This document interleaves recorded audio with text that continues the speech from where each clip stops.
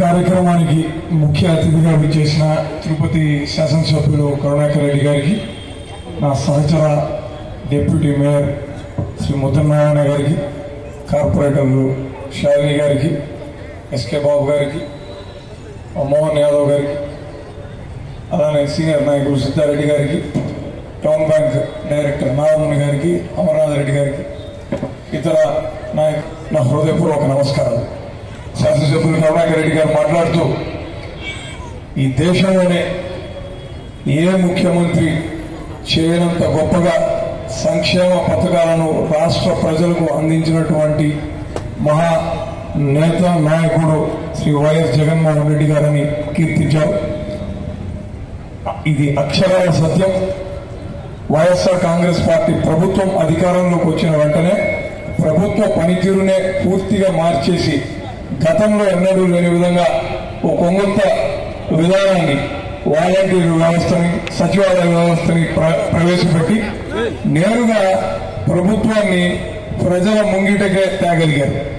ఈ రోజున ఇక్కడ ఉన్నటువంటి పెన్షన్ లబ్ధిదారులందరూ కూడా ఒకప్పుడు పెన్షన్ అందుకోవాలనంటే 3-4 రోజుల పాటు వారి ప్రాంతాల నుంచి సుమారుగా 2-3 కిలోమీటర్లు ప్రయాణించి అక్కడ పడిగాపులు కాసేటటువంటి పరిస్థితి ఉండేది.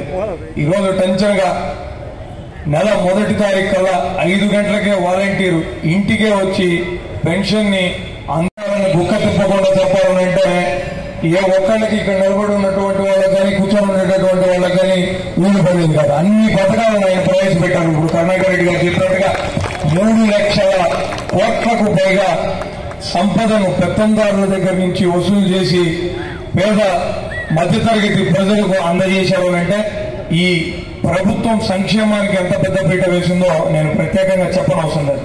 మరి తిరుపతి విషయానికి వస్తే సంక్షేమం ఎంత ప్రాముఖ్యతను ప్రభుత్వం ఇచ్చిందో అభివృద్ధికి కూడా అంతే ప్రాధాన్యతను ఇచ్చింది. ఇక్కడ గతంలో లేని విధంగా 18 మాస్టర్ ప్లాన్ రోడ్లను అతి తక్కువ కాలంలోనే వైఎస్ఆర్ కాంగ్రెస్ పార్టీ ప్రభుత్వం అమల్లోకి తీసుకొని వచ్చింది. ఇప్పుడు మీరు చూస్తున్నటువంటి ఈ రోడ్డు కావచ్చు, అక్కడ ఉన్నటువంటి ఈ ఎంఆర్పల్లి సర్కిల్ ని గతంలో ఎంఆర్పల్లి సర్కిల్ గా పిలిచేవాళ్ళు, ఈ రోజు అది దండి సర్కిల్ గా మారింది. దండి విగ్రహాలను అద్భుతంగా ఇక్కడ ప్రతిష్ఠించి ఇది ఒక సుందరమైనటువంటి ప్రాంతంగా మార్చగలిగినాం. గతంలో ఆటోలు కూడా తిరగలేనటువంటి రోడ్లలో ఈ రోజు డబుల్ డెక్కర్ బస్సును తిప్పగలుగుతున్నాం. ఈ రోజు సీతమ్మ రోడ్లో కూడా డబుల్ డెక్కర్ బస్సు తిరుగుతోంది. ఇవే కాకుండా 110 ఎకరాలకు సంబంధించినటువంటి స్థలాల్లో 22A కింద నలుగుతున్నటువంటి సర్వే నంబర్లకు అన్నిటికీ విముక్తి కల్పించగలిగినాం. అనాదిగా ఎన్నో ఏళ్లుగా అపరిష్కృతంగా ఉన్నటువంటి శెట్టిపల్లి భూ సమస్యను పరిష్కరించి అక్కడ 110 ఎకరాల్లో ఐటీ పరిశ్రమను నెలకొల్పేదానికి వడివడిగా అడుగులు వేస్తున్నాం. భవిష్యత్తులో తిరుపతిని భారతదేశంలోనే అత్యంత పరిశుభ్రమైన నగరంగా కూడా మార్పు చేయబోతున్నాం. మేము మా కౌన్సిల్లో సమిష్టిగా ఓ నిర్ణయం తీసుకొని అడిషనల్ వర్క్ ఫోర్స్ ని శానిటేషన్ కోసం వాడడం కోసం టీటీడీని అప్రోచ్ చేయడం జరిగింది. వాళ్ళ నుంచి సానుకూల స్పందన వచ్చింది. కానీ కొంతమంది అభివృద్ధిని అడ్డుకునేటటువంటి శక్తులు కోర్టుకు పోయాయి. కోర్టులో అది పెండింగ్ లో ఉన్నది. త్వరలో ఒక సానుకూలమైనటువంటి నిర్ణయం వస్తుందన్న నమ్మకం ఉంది. మీ అందరి ఆశీర్వాదం ద్వారా అది పూర్తయితే వచ్చే సంవత్సరానికి భారతదేశంలోనే తిరుపతి అత్యంత పరిశుభ్ర నగరంగా మారుతుంది. ఆ బాధ్యతను తలకెక్కించేటటువంటి పని కూడా నాదేనని మీ ముఖ్యంగా నేను వాగ్దానం చేస్తున్నాను. ఇవే కాకుండా భవిష్యత్తులో తిరుపతిని క్రైమ్ ఫ్రీ నగరంగా కూడా మార్చబోతున్నాం.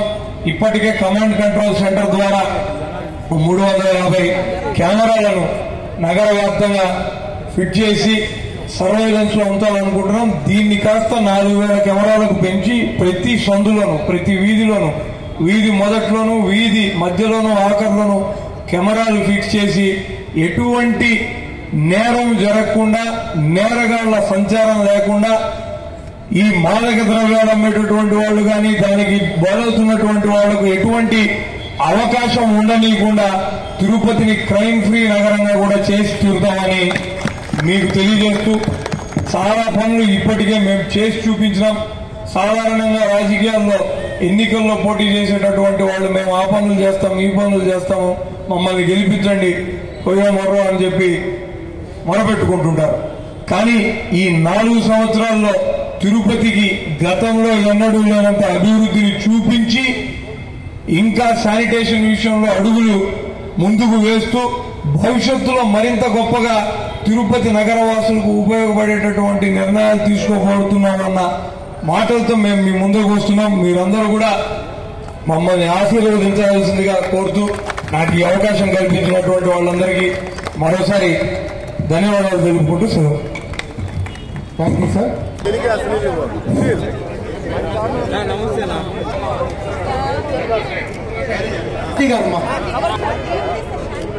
సార్ కె దీపా గారు, పి దీపా గారు, సుధా, ఒకసారి కె రాజగోపాల్ పిలిచాం.